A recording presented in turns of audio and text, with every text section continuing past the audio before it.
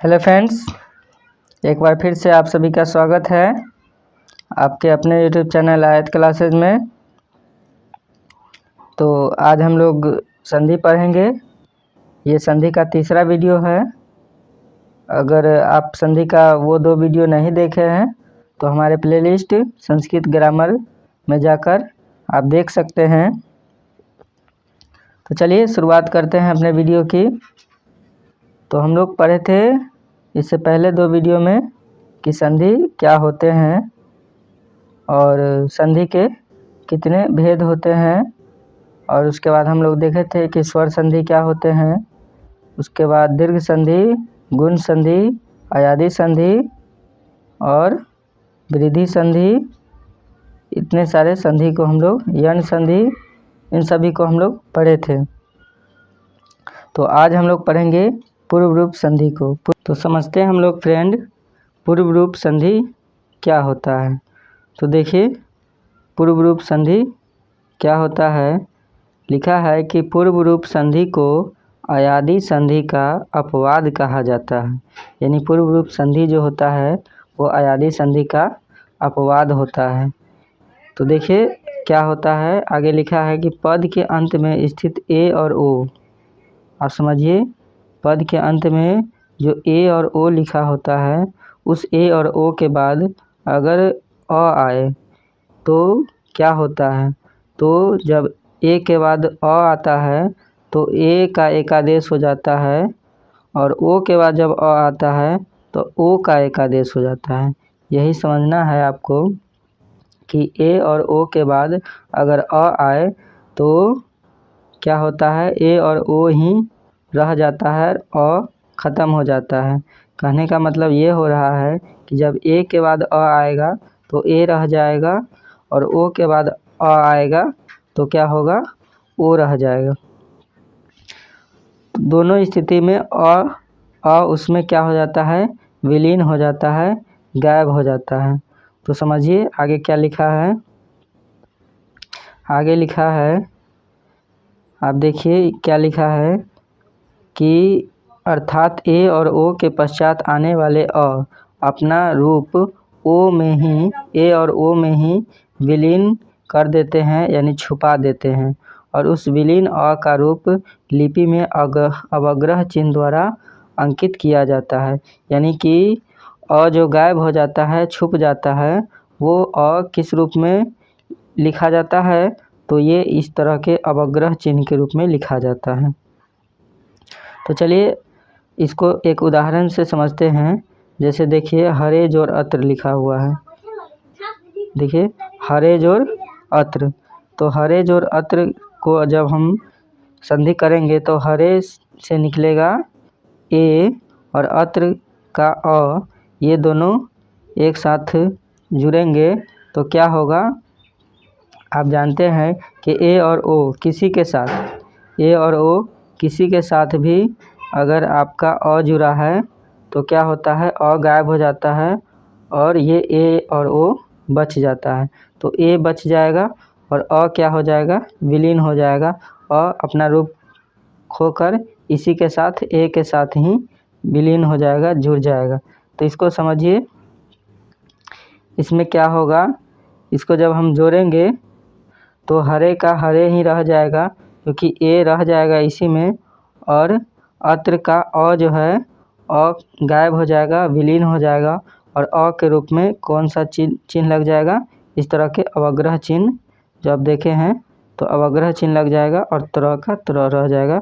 हरेत्र, इसको हरेत्र ही पढ़ेंगे हम लोग, तो हरेत्र बन जाएगा। तो आप समझ गए कि क्या होता है हमारा पूर्व रूप संधि। इसको अयादि संधि का अपवाद क्यों कहा जाता है, क्योंकि अयादि संधि में क्या होता है, आप देखिए अयादि संधि में क्या होता है, हम लोग पिछले वीडियो में पढ़े थे कि जब ए ऐ ओ औ इन सभी के बाद, ए ऐ ओ औ इन चारों के बाद अगर कोई भी स्वर आए तो ए क्या चीज़ में, अय में बदल जाता है, अय जो है आय में बदल जाता है, और ओ जो है अब में बदल जाता है, और औ जो है आप में बदल जाता है। लेकिन यहाँ पे किसी में बदलेगा नहीं, वो क्या होगा, जैसे के तैसे रह जाएगा। यानी ए और ओ दोनों जो है जैसे के तैसे ही रह जाएगा, और उसके बाद आने वाले अ विलीन हो जाएगा, वो उसी के साथ मिल जाएगा। देखिए अ जो होता है विलीन हो जाता है, यानी कि छुप जाता है, छुपा देता है वो। चलिए आप समझ गए होंगे कि उसी का ये अपवाद है, उसमें ए जो है बदल जाता है, लेकिन इसमें ए और ओ बदलता नहीं है, वो जैसे के तैसे रह जाता है। तो चलते हैं, देखते हैं आगे हम लोग आगे कौन संधि है। देखिए इधर और भी उदाहरण लिखा हुआ है, तेज और अपी। तेज और अपी क्या होगा, ते अपी, ते का ए मतलब तो और ए दोनों एक साथ ए रह गया है, और अपी का जो अ है वो विलीन होकर अवग्रह बन गया है, आप देख सकते हैं। उसके बाद देखिए हरे जोर अब, देखिए हरे में ए रह गया है और अब का अवग्रह हो गया है। तो इस तरह से सभी में हुआ है, आप देख सकते हैं नीचे, जैसे हरेब हो गया, वृक्षेपी हो गया, वृक्षेपी, सभी अ का क्या हुआ है, अवग्रह हो गया है। देखिए यहाँ भी अ है, अवग्रह हो गया, यहाँ भी अ है, अवग्रह हो गया। बाकी जो ओ है, ओ का ओ रह गया है। तो हम उम्मीद करते हैं कि आप समझ गए होंगे। चलिए आगे चलते हैं और देखते हैं आगे क्या चीज़ है। आगे है प्रकृति भाव। तो क्या होता है प्रकृति भाव, तो देखिए लिखा है कि प्लुत परिगृह अति नित्यम अचि नित्यम। प्रकृति भाव का अर्थ है संधि करने का निषेध करना, यानी निषेध करने का मतलब है कि उसका विरोध करना, संधि न करना। यानी कि इसमें क्या होगा, संधि का विरोध होगा। लिखा है कि प्रकृति भाव में क्या होता है, प्रकृत वर्णों में जो विकृति होती है, यानी कि जो परिवर्तन होता है, उसको न करके उन्हें ज्यों का त्यों बनाए रखना, उसको जैसे के तैसे रहने देना। इसे संधि का भेद न कहकर संधि का अभाव ही कहा जाना चाहिए। जहाँ तक हम लोग से हैं कि जब दो वर्ण मिलेंगे तो विकार होगा, विकृति होगी, उस दो वर्णों में किसी न किसी तरह कुछ न कुछ परिवर्तन होगा। लेकिन यहाँ क्या कह रहा है कि उन्हें ज्यों का त्यों छोड़ दिया जाएगा, उसी के तरह रहेंगे वो। तो इसलिए हम इसको कहते हैं कि यह क्या है, संधि का अभाव है, यानी कि ये संधि का रूप नहीं है, संधि का भेद नहीं है। तो समझिए, क्योंकि संधि नियम लागू होने के स्थिति में भी संधि कार्य नहीं होता है, इसमें संधि कार्य नहीं होता है, इसीलिए हम इसको संधि का अभाव कहते हैं। तो देखिए कब कब संधि कार्य नहीं होगा, तो यदि कोई वर्ण प्लुत हो या परिगृह संज्ञक होता है, तो उसके बाद अच आए तो प्लुत या परिगृह वर्णों का संधि न होते हुए प्रकृति भाव होता है। यानी कि जब भी प्लुत स्वर आए या परिगृह संज्ञक आए, तो उन दोनों के बाद अगर अच भी आ जाए, अच मतलब क्या, कोई भी स्वर, अच के अंतर्गत हमारे सभी स्वर आते हैं, तो सभी स्वर में से कोई भी स्वर आए तो क्या होगा, वो प्लुत या परिगृह जैसे के तैसे रह जाएंगे, उसमें कोई संधि कार्य नहीं होगा, वो प्रकृति भाव हो जाएंगे। तो देखिए हम समझते हैं कि ये जो हमारे प्लुत या परिगृह संज्ञक जो अभी आया है वर्ड, ये क्या होता है, तो इसको समझते हैं। क्या लिखा है देखिए आप, प्लुत परिगृह यानी कि ईदु दे द्विवचनम परिगृहम, यानी कि जो ई प्रत्याहार के मतलब इकारांत शब्द होते हैं, और जो हमारे उकारांत शब्द होते हैं, और ये हमारे जो एकारांत शब्द होते हैं, ये तीन शब्द, इनको याद रखेंगे। इदंत, उदंत और एदंत द्विवचन के रूप में क्या होते हैं, परिगृह संज्ञक होते हैं। यानी कि इदंत, उदंत और एदंत का मतलब क्या हुआ, तो इदंत मतलब जिसका अंत ई से हो, इदंत मतलब जिसका अंत ई से हो, दीर्घ ई है इसमें, देखिए दीर्घ ई है तो दीर्घ ई। और उदंत का मतलब क्या हुआ, उदंत का मतलब क्या हुआ, तो उदंत जिसका अंत ऊ से हो, दीर्घ ऊ से हो, इसमें दीर्घ ऊ है। और एदंत का मतलब क्या हुआ, एदंत सॉरी, एदंत का मतलब क्या हुआ, जिसका अंत ए से हो।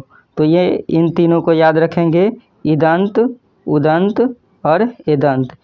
अगर जिस किसी का भी अंत ई से हो, ऊ से हो और ए से हो, ऐसे द्विवचन में क्या होता है, ऐसे द्विवचन को हम क्या कहते हैं, परगृह संज्ञक कहते हैं। ठीक है। और ऐसे द्विवचन जिनके अंत में ई ऊ आए, देखिए लिखा हुआ है, ऐसे द्विवचन जिनके अंत में ई ऊ और ए होता है उनकी परगृह संज्ञा होती है, तथा जिनकी परगृह संज्ञा होती है उसके बाद अच होने पर भी किसी प्रकार की संधि नहीं होती है। यानी ये ई ऊ और ए, ये इन तीनों के होने की स्थिति में क्या होता है, वो परगृह संज्ञा बन जाता है। और इसके बाद अगर अच भी आ जाए, यानी कि कोई भी अच के अंतर्गत सभी स्वर आते हैं, कोई भी स्वर आ जाए तो उसमें संधि कार्य नहीं होगा। तो आप देखिए उदाहरण नीचे लिखा है, इसमें आप देख सकते हैं, कवि जोड़ इच्छत, विष्णु जोड़ इमो, बालिके जोड़ अगच्छत। तो इसमें कवि में क्या है कि दीर्घ ई, ये कवि शब्द इकारांत शब्द है, इदंत शब्द है। विष्णु जोड़ इमो, ये दीर्घ ऊ है, उकारांत शब्द है यानी उदंत शब्द है। बालिके के ए लगा है तो ये क्या है, एकारांत शब्द है, एदंत शब्द है। तो इन तीनों के बाद कोई भी स्वर आए उससे मतलब नहीं है आपको, में क्या होगा, ये हमारे प्रकृति भाव हो जाएगा। तो देखिए एक चीज़ समझिए, आप एक चीज़ समझिए कि कवि या विष्णु और बालिके ये तीनों इकारांत, उकारांत और एकारांत है, लेकिन ये क्या है, सभी द्विवचन में है। तो ध्यान ये भी देना है कि ये द्विवचन में भी होना चाहिए, इकारांत, उकारांत और एकारांत द्विवचन होना चाहिए। तो उनके बाद कोई भी स्वर आएगा तो संधि कार्य नहीं होगा, परगृह संज्ञक हो जाएगा, क्योंकि ये कवि और विष्णु और बालिके ये क्या हो जाएंगे, परगृह संज्ञक हो जाएंगे। तो देखते हैं क्या लिखा है आगे। आगे लिखा है यहाँ, कवि, विष्णु और बालिके, ये तीनों कवि, विष्णु और बालिके इकारांत क्रमशः इकारांत, उकारांत तथा एकारांत द्विवचन के रूप में होने के कारण परगृह संज्ञक होंगे। अतः यहाँ किसी प्रकार की संधि नहीं होती, इसीलिए ये कवि इच्छत, विष्णु इमो और बालिके अगच्छत ही रहेंगे। जो जिस तरह से कवि जो इच्छत, कवि इच्छत ही बनेंगे, विष्णु इमो ही रह जाएंगे, कोई संधि कार्य नहीं होगा। बालिके अगच्छत ही रहेंगे, इसमें कोई संधि कार्य नहीं होगा। समझे कि नहीं। कवि और इच्छत अलग अलग ही रहेंगे, न कि कवि इच्छत आप बना देंगे, ये गलत हो जाएगा। कवि इच्छत बनाएंगे तो गलत हो जाएगा। चलिए आगे समझते हैं। आगे क्या है, आगे लिखा है कि अदस के म के बाद अगर ई आए, ऊ आए तो वहाँ भी परगृह संज्ञा होती है। तो अदस शब्द देख लीजिए, अमी है, अमू है, ये सब हमारे अदस शब्द होते हैं। देखिए इस अमी के जो अंतिम वर्ण है ई है, देखिए दीर्घिकार इस तरह से है, तो दीर्घ ई क्या होता है, दीर्घिकार हमारे ई का मात्रा होता है, दीर्घिकार जो है हमारा दीर्घ ई के मात्रा है, तो ये दीर्घिकार मतलब इकारांत हो जाएंगे। और देखिए अमू में दीर्घकार लगा हुआ है तो वो उकारांत हो जाएंगे। तो आप समझिए इस चीज़ को कि अदस शब्द में म के बाद, देखिए म के बाद है, अमी में म भी है, म के बाद दीर्घ ई है, अमू में म के बाद दीर्घ ऊ है। तो म के बाद अगर दीर्घ ई और दीर्घ ऊ आए तो वहाँ भी परगृह संज्ञा होती है, तो इनमें भी क्या होगा, कोई संधि कार्य नहीं होगा। आप देख सकते हैं क्या लिखा है यहाँ, अमी तथा अमू परगृह संज्ञक है, अतः किसी प्रकार की संधि नहीं होगी। चलिए आगे समझते हैं हम लोग। आगे लिखल है, आगे क्या लिखा है देखिए, प्लुत वर्ण में प्रकृति भाव का उदाहरण है। तो हम देखे थे कि प्लुत और परगृह संज्ञक इन दोनों में संधि कार्य नहीं होता। तो अभी तक यहाँ तक जो हम पढ़े हैं इसमें क्या है, परगृह संज्ञक है। तो आप देख सकते हैं परगृह पढ़ रहे थे हम लोग, इदंत उदंत एदंत परगृह संज्ञक होते हैं और अदत शब्द परगृह संज्ञक होते हैं। अब समझते हैं कि ये जो हमारे प्लुत होते हैं, प्लुत वर्ण में भी हमारा क्या होता है, प्लुत वर्ण में भी संधि कार्य नहीं होता है। तो प्लुत वर्ण को हम समझते हैं। तो प्लुत वर्ण में प्रकृति भाव का उदाहरण आपके सामने है, देखिए। एहि कृष्ण अत्र गोश्चरति, यानी कि यहाँ पे क्या लिखा है कि अ और अ में दीर्घ संधि नहीं हुई, क्योंकि संबोधन पद कृष्ण में अ लुप्त है। आप देख सकते हैं कि कृष्ण में अ है। आप देखिए कृष्ण में क्या है, अ है। कृष्ण में अ है, क्योंकि यहाँ न है तो र, तो इसको जब हम हलंत लगाएंगे तो अ निकलेगा। और यहाँ अत्र में क्या होगा, अत्र में भी अ निकलेगा। तो आप देखिए कृष्ण में भी अ निकला और अत्र में भी अ निकला।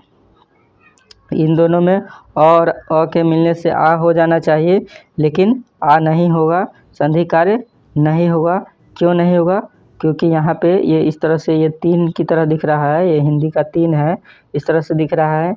ये तीन क्या है, तो ये तीन एक प्लुत स्वर होता है।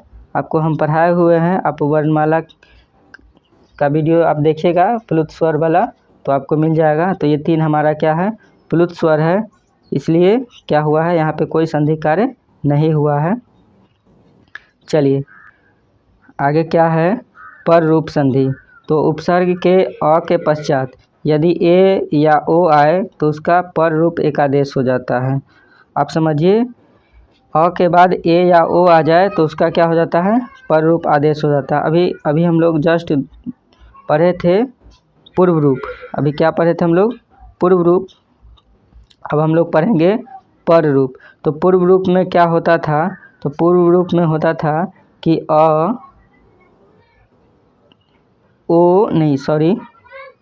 ए या ओ के बाद अगर आ जाए तो क्या होता था कि ए या ओ का एकादेश हो जाता था और अ जो है अवग्रह के रूप में बदल जाता था। और यहाँ पे क्या होगा, उल्टा होगा कि अ के बाद अगर ए या ओ आए, अ के बाद ए या ओ आए तो ये अ जो है इसी ए या ओ में विलीन हो जाएगा, मिल जाएगा, और ए और ओ जैसे कि तैसे रह जाएगा, यानी कि इसका एकादेश हो जाएगा।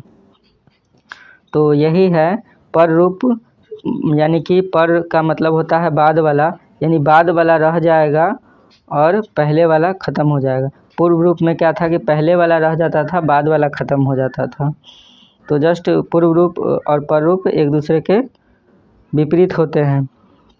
तो देखिए क्या लिखा है कि अ के पश्चात यदि ए या ओ आए तो उनका पर रूप एकादेश हो जाता है, यानी ए या ओ उसी तरह रह जाते हैं। इस पर रूप संधि को वृद्धि संधि का अपवाद कहा जाता है। क्यों कहा जाता है, क्योंकि वृद्धि संधि में जब अ के बाद ए आता था तो हम लोग क्या बनाते थे, अय बनाते थे। इसको हम लोग क्या बनाते थे, अय बनाते थे। लेकिन पर रूप में क्या होगा, अय नहीं होगा। क्या होगा कि ए जैसे के तैसे रह जाएगा और अ उसी में क्या हो जाएगा, विलीन हो जाएगा, यानी ए का एकादेश हो जाएगा, ए का ए ही रह जाएगा, अय नहीं बनेगा। तो समझते हैं, आइए देखते हैं उदाहरण से। तो प्र जोड़ एजते, आप देखिए प्र जोड़ एजते क्या बनेगा, प्रेजते बनेगा। तो प्र में से क्या निकलेगा, अ निकलेगा। देखिए प्र, जो ये प्र है वो इस तरह से होता है, प जोड़ र जोड़ अ, तो क्या निकलेगा, इसका अंतिम वर्ण अ। तो प्र में से अ निकल गया और एजते का ए हो गया। तो यहाँ पे प्र अ और ए के मिलने से प्रेजते बनेगा, यानी ए का ए ही रह जाएगा। अगर हम वृद्धि के रूप में देखें, वृद्धि संधि के तौर पर अगर हम देखें तो प्रेजते बनना चाहिए था, अय होना चाहिए, यानी कि ये ए जो है यहाँ अय के रूप में होना चाहिए था। समझ रहे हैं, अय के रूप में होना चाहिए, प्रय बनना चाहिए, लेकिन अय नहीं बन के क्या हुआ, ए के रूप में ही रह गया, यानी प्रे ही बन के रह गया, यानी कि ये वृद्धि नहीं हुआ इसमें। तो यही चीज़ यहाँ पे लिखा है कि प्रज और एजते प्रेजते बना, इसमें वृद्धि कार्य अगर करते तो प्रेजते होना चाहिए था, लेकिन प्र में अ की स्थिति में अ की स्थिति ए में ही मिल गई, अर्थात अ और ए दोनों के स्थान पर ए का ही एक आदेश हो गया। अ जो है उसी ए में ही मिल गया। यहाँ पर अ क्या हुआ, अ की अपनी सत्ता नहीं बची। तो देखिए अ का अपना कोई वजूद नहीं बचा है, अ गायब हो गया। प्र जोड़ एजते प्रेजते, उप जोड़ ओस्ती उपोस्ती ही बनेगा। देखिए ओ है तो ओ का ओ ही रह गया है, अ नहीं बना है। अगर हम वृद्धि कार्य करते तो उप जोड़ ओस्ती क्या बनता, उपोस्ती बनता, पौ औ की मात्रा लगता, लेकिन यहाँ पे ओ की ही मात्रा लगा है।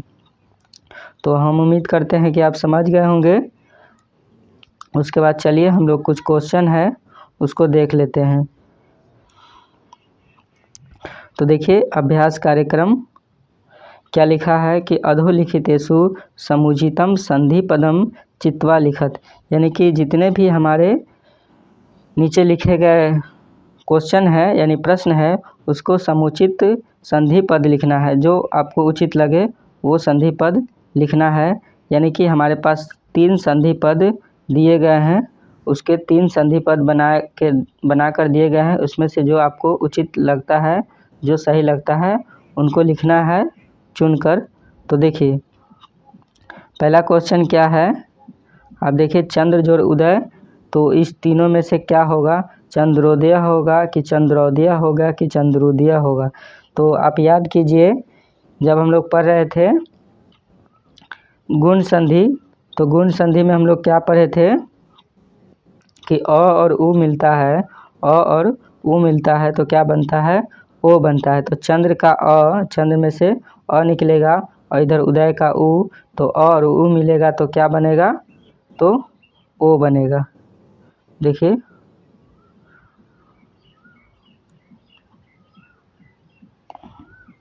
अ और उ मिलेगा तो क्या बनेगा, ओ बनेगा। तो ओ वाला कौन है, देखिए आप देख सकते हैं इसमें अ की मात्रा है, इसमें ओ की मात्रा है, और इसमें क्या चीज़ की मात्रा है, दीर्घ हर्ष उ की मात्रा है। तो कौन होगा, और उ मिलता है तो ओ बनता है, तो ओ की मात्रा वाला सही होगा, यानी चंद्रोदय ओ की मात्रा वाला ये सही होगा। तो इस तरह से आपको पहचानना है। तो आप देख लिए कि चंद्र जोड़ उदय क्या बनेगा, चंद्रोदय बनेगा। समझ में आया, चंद्र जोड़ उदय चंद्रोदय, ये आंसर लिखा हुआ है। आप देखिए मातृ जो ऋणम क्या बनेगा, तो मातृ ऋणम बनेगा।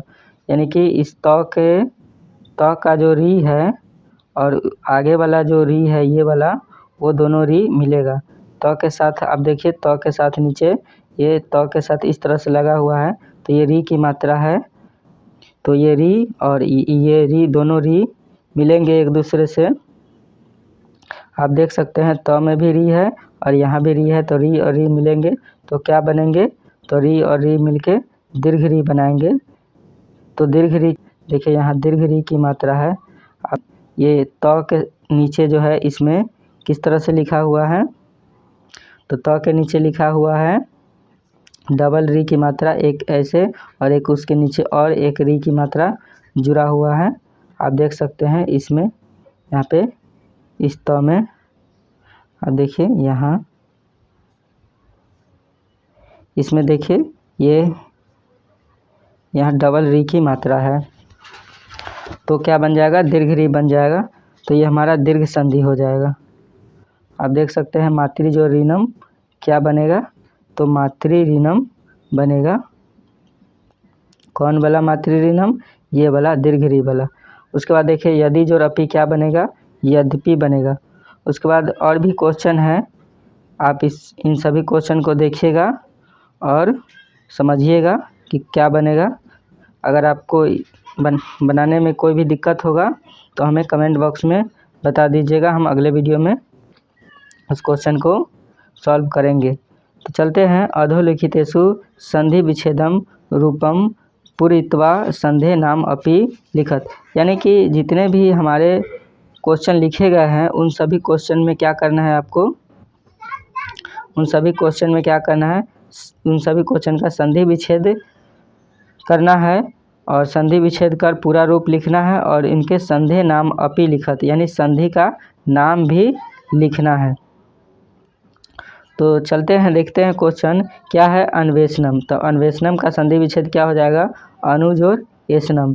ये कौन संधि है, तो ये यण संधि है, यानी कि यण संधि है। कैसे यण संधि है, तो अनु का उ और एषणम का ए, तो क्या होगा, जब भी य व र ल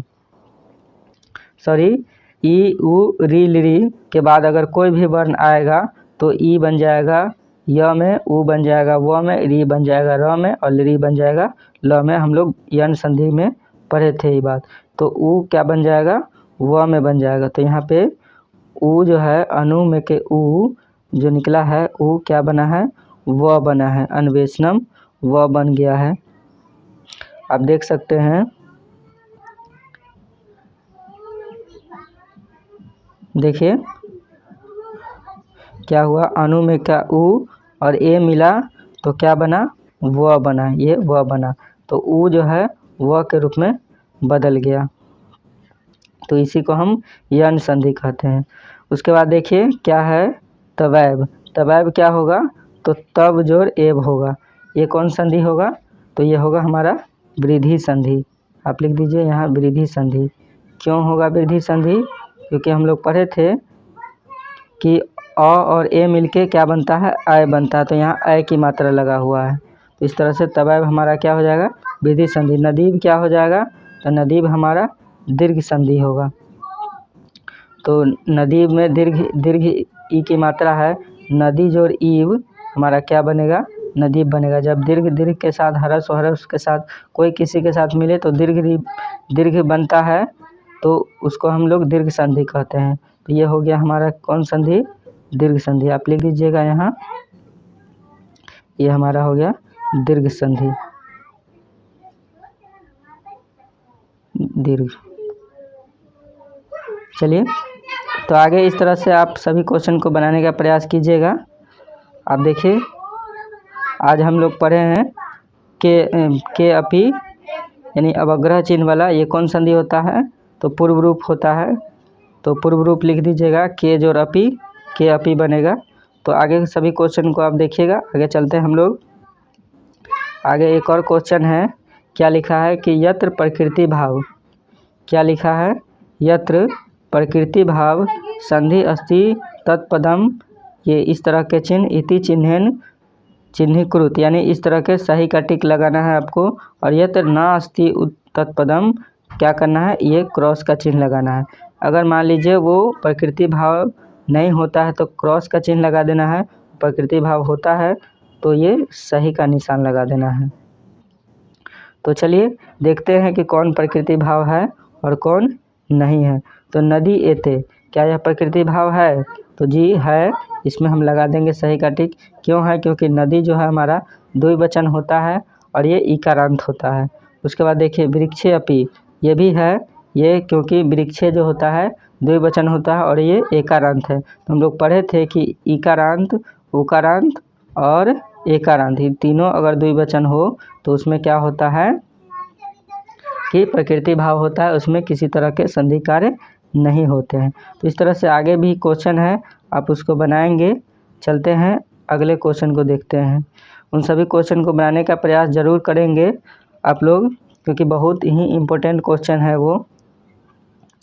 चलिए शुरू करते हैं। आगे देखिए आगे क्या लिखा है, अधोलिखित वाक्येषु स्थूल पदेषु संधि विच्छेदम कृत्वा लिखत, यानी कि जितने भी वाक्य नीचे लिखे गए हैं उसमें कुछ पद है जो डार्क किए गए हैं, उनका आप संधि विच्छेद करके उनको लिखना है। तो देखिए, तो कवींद्र को डार्क किया गया है, तो इनका कवींद्र का संधि विच्छेद क्या हो जाएगा, तो क्या होगा, कवि जोड़ इंद्र, क्या होगा, कवि जोड़ इंद्र, कवींद्र बनेगा। तो समझ में आ गया, कवि जोड़ इंद्र कवींद्र बनेगा। इसको लिख देंगे, इस दोनों जो खाली जगह है उसमें कवि जोड़ इंद्र लिख देंगे। चलिए आगे देखते हैं, आगे क्या है, अत्याचारम। तो अत्याचारम क्या होगा, तो अत्याचारम होगा अति जोड़ आचारम, अति जोड़ आचारम, ये हमारा यन संधि है। आप यन संधि जरूर पढ़ेंगे, पिछले वीडियो में हमने सभी को पढ़ाया है। देखते हैं आगे क्या है।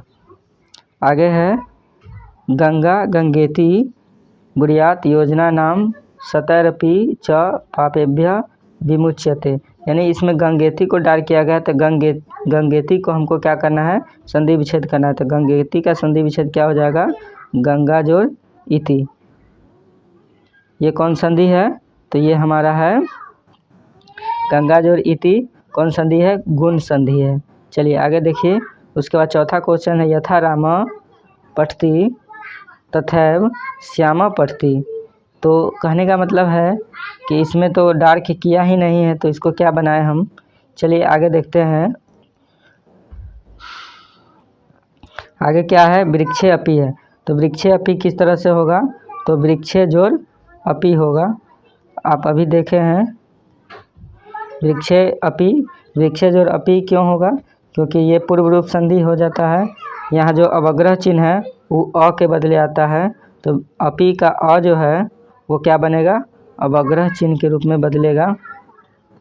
वृक्षे का वृक्षे रह जाएगा और अपि का अवग्रह चिन्ह अ के मतलब कि अपि का अ जो है अवग्रह चिन्ह के रूप में बदल जाएगा। तो क्या हो जाएगा, वृक्षे जोड़ अपि। चलिए आगे देखते हैं। आगे अब क्वेश्चन नहीं है, आगे हम लोग व्यंजन संधि पढ़ेंगे अगले वीडियो में। वीडियो काफ़ी लंबा हो गया है, तो आज के लिए बस इतना ही। अगर वीडियो आप लोगों को अच्छा लग रहा है तो प्लीज़ हमारे चैनल को सब्सक्राइब करें और इस वीडियो को ज़्यादा से ज़्यादा लोगों तक शेयर करें। तो मिलते हैं हम लोग फिर से नेक्स्ट वीडियो में, तब तक के लिए धन्यवाद।